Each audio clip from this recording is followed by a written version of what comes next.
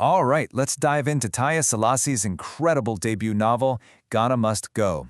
This is a story about a family completely shattered by a single secret, but then, believe it or not, brought back together by a sudden death.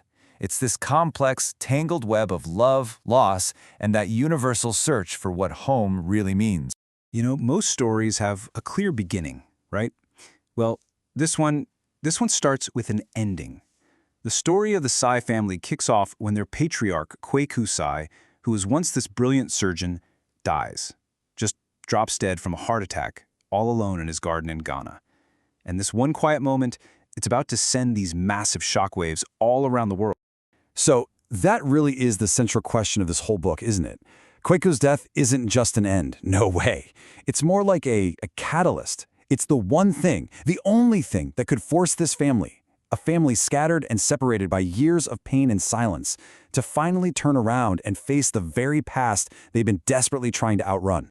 Okay, so let's talk about the shattered family. To really get what they go through, you have to understand just how broken they are when this whole thing starts. I mean, they're not just in different cities, they're on different planets, emotionally speaking.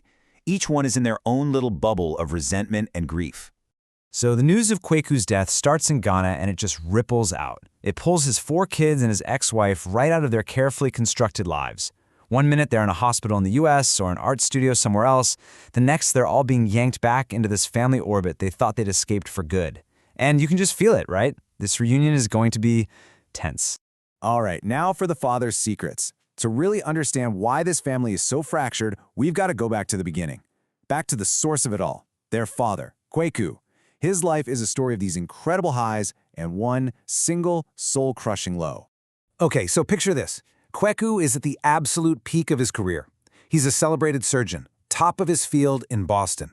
Then, a single mistake happens during a surgery on a wealthy patient, and bam, his whole world comes crashing down. It wasn't just the mistake. It was the hospital politics, the betrayal, he's wrongfully fired, and the shame. Oh, the shame is just all-consuming. So what does he do? He makes an unbelievable choice. He just vanishes, walks away from his wife and his 4 kids, leaving them with nothing. And this quote from the book just hits so hard. It really gets to the core of it. We did what we knew. It was what we knew, leaving. You see, for him, this abandonment, it wasn't just a moment of weakness. It was almost like a tragic inheritance, a pattern. Leaving was the only way he knew how to deal with that kind of epic failure. So now let's look at the children's burdens. Because when Kwaku left, he created this massive void. And each of his 4 kids has spent their entire life trying to figure out how to live around it.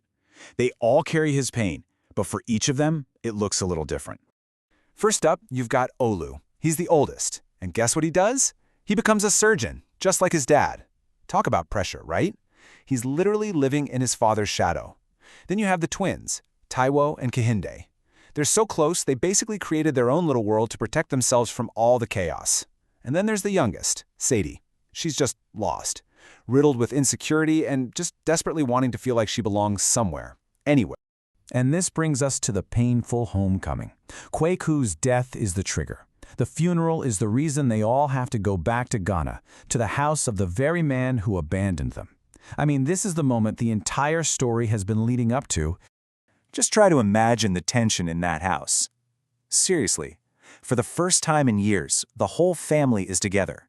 Under one roof, you can practically feel the air crackling with everything that's been left unsaid for so long.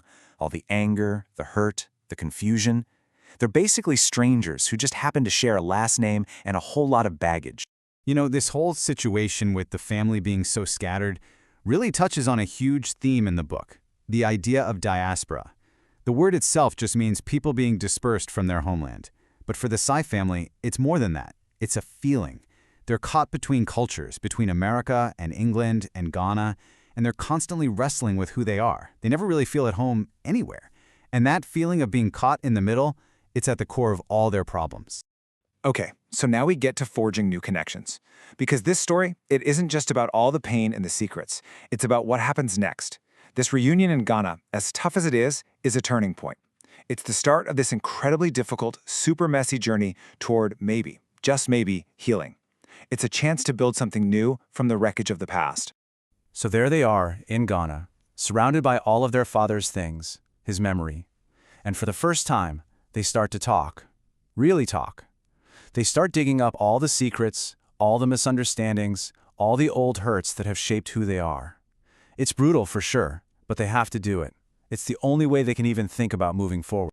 And this brings us to what I think is the book's most powerful message.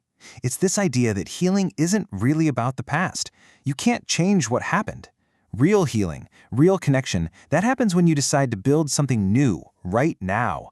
It's about making the choice to learn how to be a family again, even with all that history. So what's the big takeaway here? Well, don't expect a perfect, happy ending where everything is magically fixed. Life isn't like that, and neither is this book. What we get is something way more real, and honestly more powerful. It's this tiny, fragile glimmer of hope, a hope that was earned through a lot of pain. It's the idea that maybe, just maybe, a family can put itself back together one piece at a time. And that really leaves us with a huge question to think about, doesn't it? This book does such an amazing job exploring grief and family and forgiveness, and it makes you think about your own life, your own connections.